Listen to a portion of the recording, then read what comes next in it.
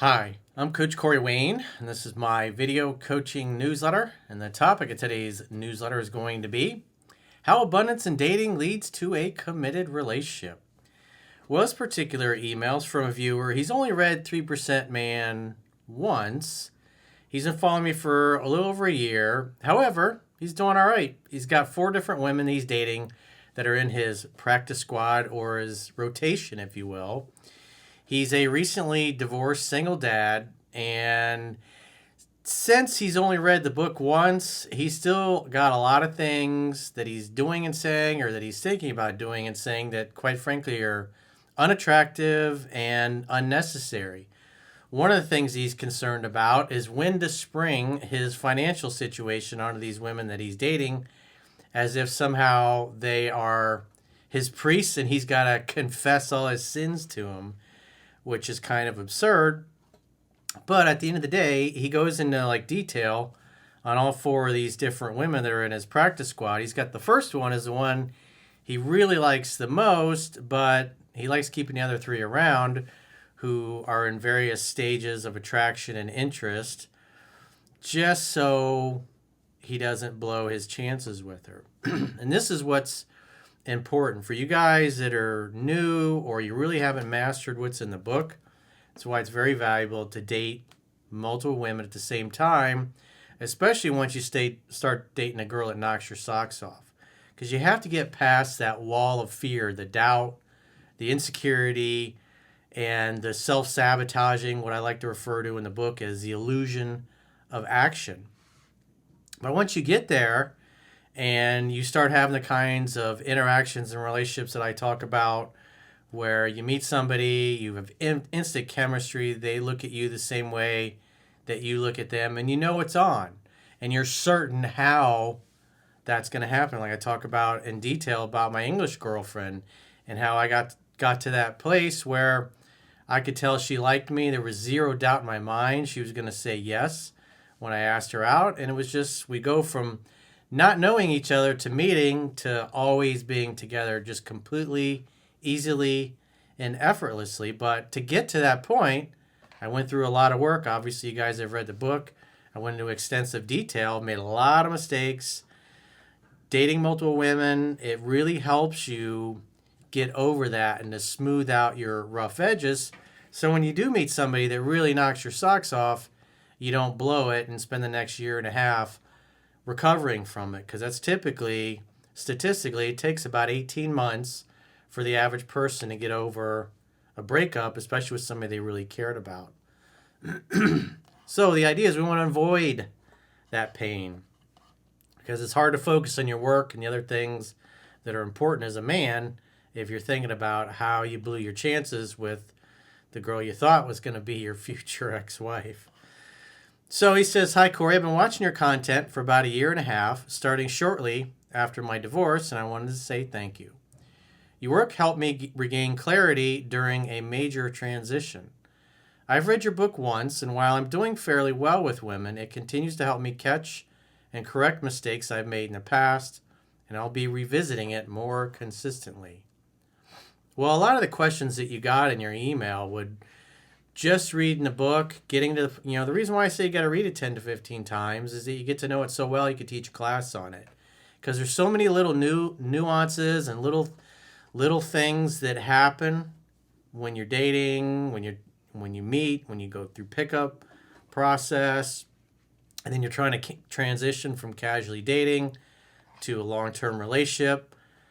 You want things to be smooth and not rough. But like I said, in this case, having 4 different women that you're talking to and dating and hooking up with really helps you get past that wall of fear, so you don't fear loss all the time and you don't chase the girl you really like out of your life. He says, "I'm reaching out because I'm in what I'd call a good problem to have, but I want to handle it correctly and from a grounded place. For context, I'm recently divorced, I have kids, and I took a financial hit in the process."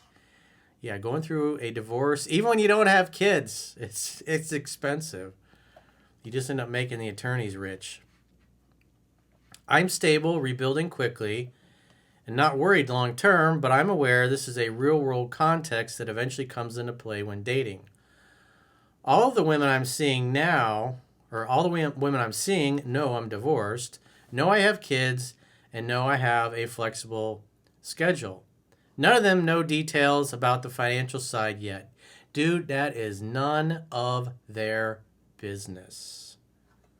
It's not. Even if you get into an exclusive relationship, it's none of their business. You're not required to give her your credit report, your bank statements, your business bank statements. You're not required to show her your retirement account or how much money you have or don't have, how much debt you have, what your alimony and your child support is. It's an unnecessary conversation.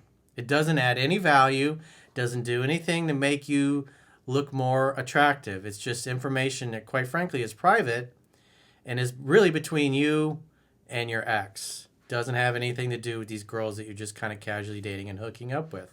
And again, they're not there to be your priest, so you don't owe them any explanation.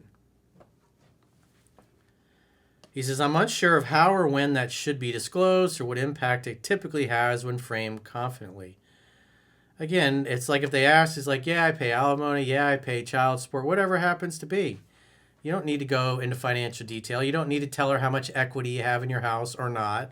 It's just none of her business. It's not going to do anything to raise her interest in you.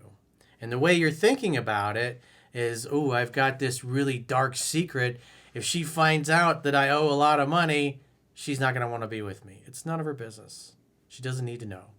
It's a need-to-know basis, and none of them need to know. Even when you're serious or in a long-term relationship, you don't need to tell her these things. Now, if you're going to get married and involve the state in your relationship and commingle your finances, obviously you're going to have some discussions then. But in the casual dating, even when you become exclusive, it's just, unless you're going to have a merger involving the state financially, it doesn't need to be talked about. Keep it to yourself. Operational security. Gentlemen, don't kiss and tell. Right now, I'm dating 4 women at different levels of interest and attachment. Option 1 is a priority. We slept together multiple times and bonded fairly quickly. The connection feels natural and mutual, and she's currently been on vacation in Thailand for about 2 weeks. While she's away, she sends unsolicited photos and engages when I respond. Then we usually go quiet for about 24 hours. I'm comfortable with that dynamic and staying grounded. And before she left, she was usually the one initiating hangouts. And when we're together, she clearly expresses interest. My only concern is whether extended distance could shift her interest once she's back. Well, again, dude, she's only been gone for 2 weeks. And the important thing, again, what would really help calm you and relax you is reading the book. Also doing the consciousness exercises that are on the homepage of my YouTube channel. Just doing those 3 times a week. Stages 1 through 12, where Dr. Deanna demonstrates them. I highly recommend that to help if you're dealing with a lot of anxiety. But at the end of the day, part of the reason why you have so much anxiety is you don't know the book. And maybe you're flipping through looking for specific paragraphs or specific sentences that are going to fix the issue. The problem is you don't understand how attraction works. You don't really understand the book. And so you're kind of flying blind, and you really like this girl. So there's a lot of downside risk and potential heartbreak if you lose her or you chase her out of your life. But the fact that you got 3 other options really helps you do more things right than wrong while she's away. And so the important thing is that when she's in town, she's pretty much doing all the reaching out already. And while she's away, she reaches out when she thinks about you and misses you. So it looks like you're doing everything right. And again, this is why I recommend in the book, why when you're learning this stuff and you haven't mastered it, you haven't read the book 10 to 15 times, you haven't experienced love at first sight where you go from not knowing somebody, you meet them, and you can't take your eyes off each other, and then you're just kind of always together after that. It just effortlessly flows. So until you get to that point, it's best to have multiple choices, multiple options in your life, and obviously keep that to yourself. You don't need to tell women who else you're dating or what you're doing because, it's none of their business. And plus, the other thing you got to assume is the girls are doing the same exact thing. So option 2, so again, option 1, it's like, it looks like you're doing everything fine. But again, what would help you to not be so neurotic about it is learn the book backwards and forwards. Because the reason you're doubting yourself is you don't completely know the material. And so you got a knowledge gap. There's things that are happening, things that she's doing and saying that you're not really sure of what to do. But again, the saving grace is you got 3 other girls. So it helps you do more things right than wrong. If you were only dating option 1 and you didn't have these other 3, you'd probably be putting your foot in your mouth and doing lots of things to turn her off. Option 2 shows very high interest. She checks a lot of boxes, lives a comfortable lifestyle, and has been future casting trips and plans together. I like her, but I don't want to prioritize her over option 1 unless things naturally progress there. Well, this is the other thing that's important. Women are natural chasers. Even though it's the man's job to start the courtship, to chase in the beginning, if you will, or initiate the courtship. But once you guys are hanging out, having fun, and hooking up, just like this guy has noticed, then the women eventually start slowly doing most of the reaching out. So if you're doing 1 date per week, where you reach out in the beginning, and then as soon as you start sleeping together, usually within a day or 2 after you've seen each other, she's going to be texting or calling you or FaceTiming you. And that's just a natural progression. When that starts happening, you just make the next date happen. So really, it's going to be the woman that's going to decide how much you see each other based upon how much she contacts you. And as long as you keep doing more things right than wrong and following what's in the book, as the weeks go by, her interest is going to go up and she's going to want to see you more. And she's going to work harder to get you, which makes it really easy. And as a man, it helps you be calm and relaxed because the women are going to end up doing most of the work. Even though if you were to ask a group of women this, they'll go, oh, that's not true. I want the man to do all the chasing. It's like they say that, but when you say, okay, well, tell me about the guys you've really been in love with, the guys that have stuck around that you've been the most passionate about. Tell me what they do. And then you find out that what those guys do is nothing even remotely close to what the women say they want. That's the thing. Women don't typically understand how attraction works. All they know is, and what is most important, is how they feel about you. She knows I'm dating, knows I have options, and even jokes about it. There's strong sexual polarity, but she can sense my intentions with her aren't fully locked in. Well, this also makes you a challenge. But I wouldn't be rubbing other women in her face. But clearly, she's in the running, and she's making the effort. And again, when you got 4 women, it makes it so easy to do most things right, even when you don't know the book that well. Well, the dog's just chewing a deer antler. I did a video a couple weeks ago, and a guy was going, what the hell is that noise? It's the deer antler in the teeth. Option 3 is a lower priority. She's very attached and future casts often, but our schedules rarely align. We've slept together a few times, but I don't want to lead her on or create unnecessary emotional fallout. Well, at the end of the day, dude, it's the woman's job to convince you why you should become exclusive with them. And in this case, your schedules don't really align and you hardly see each other, so it really just sounds like she's an occasional booty call. So worrying about leading her on, quite frankly, is not really an issue because you hardly see her anyways.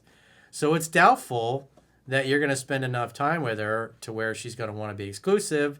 And even if she brings it up, you're like, well, our schedules don't really align. I don't really see you very often.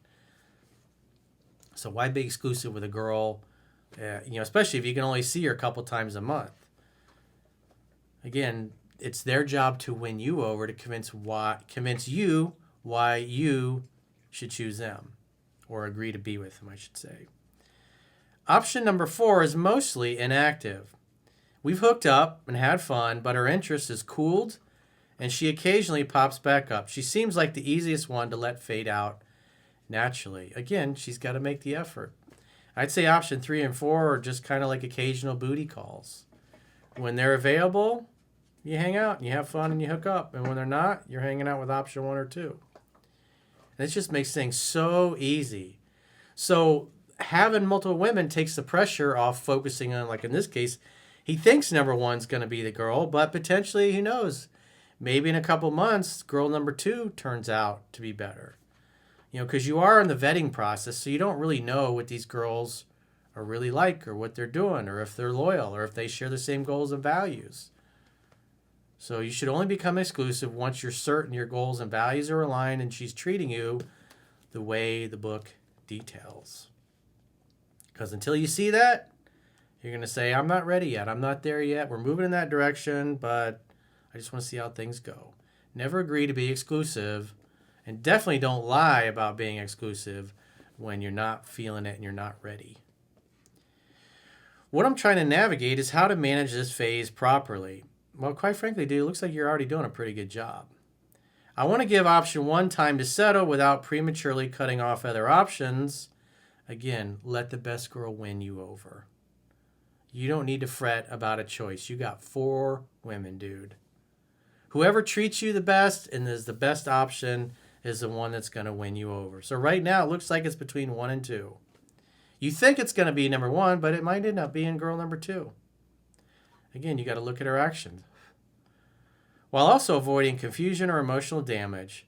I've noticed that maintaining emotional distance seems to increase attraction. Well, remember, it's a scientific fact. Women are more attracted to men whose feelings are unclear.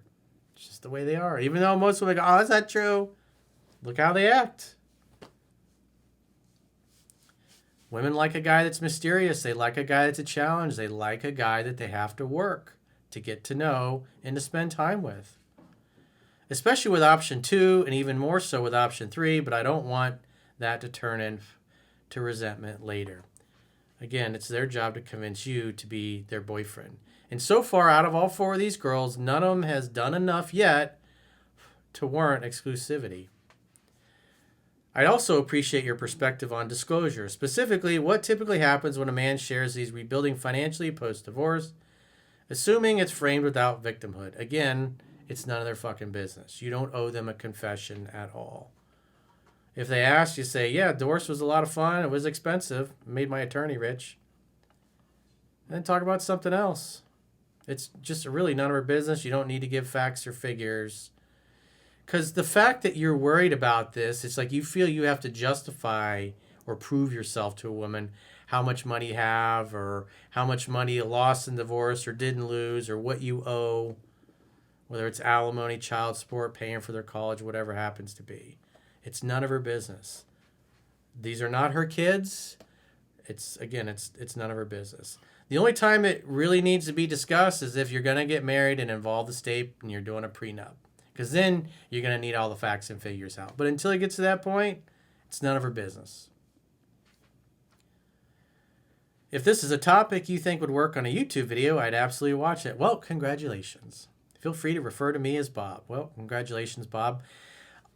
Dude, after going through the email, it's like, I think you're doing great. This is exactly what I teach to do. Even though you've been through the book once, you would really get a lot more clarity, and you'd feel a hell of a lot better and a lot more confident if you spent the time reading the book 10 to 15 times.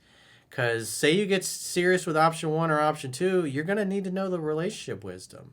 And then when you only lock in on one, if you're still filled with fear, then you're probably going to be making unnecessary mistakes because you won't have the other 3 girls to fall back on. So while you still have 4 and you haven't got exclusive with any of them, trust me, dude, take the time to read the book. If you get the audiobook and put it on 2-speed and then follow along in a digital or physical copy, you can get through it in 4 hours. Sit in a room by yourself, looking at the words as they're being spoken and as you're hearing them. Driving around in your car, yelling at people cutting you off in traffic, it's like you're not really completely focused on the audiobook. Same thing, like if you're working out in the gym, you're intermittently working out, you're daydreaming a little bit, you see a cute girl and you start thinking about her and you're tuning in and out.